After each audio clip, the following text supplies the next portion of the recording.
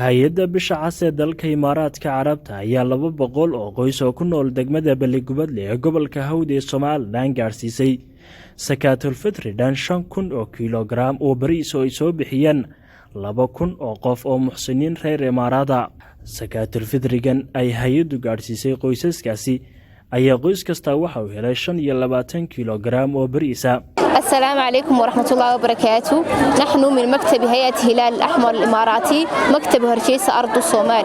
اليوم في التاريخ 30 إبريل العام 2022 الموافق 29 رمضان نريد أن نسلم للمساكين في مدينة بلي-Gubadle زكاة الفطر من 2000 محسن إماراتي إلى 200 عائلة، ولكل عائلة 25 كيلو أرز ومجموعها 5000 كيلو أرز.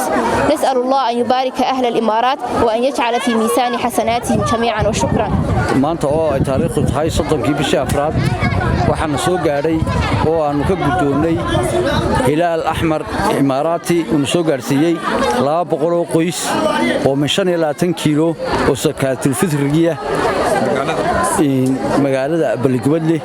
aad iyo aad baan ugu mahadnaqaynaa in hay'addan soo gaarsiisay Hilaal Ahmar Imaaraati.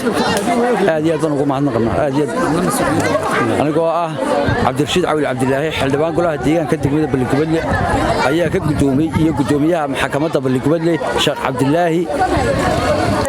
annagoo mas'uuliyiintii gobolka Hawda waxaan ugu guddoonay waan idinka guddoonay 5,000 ee kiisheed Sakaatul Fitriga ee Imaaraadtu ay soo bixisay. dadkii aad ugu tala gasheen waa kuwa guranaya. waxaan leenahay dadkii soo bixiyay Allah ka ajirsiyo.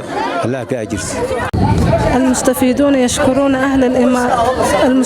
يشكرون هلال الأحمر الإمارات الذين ساهموا هذه المبادرة الإنسانية وشكرا لكم.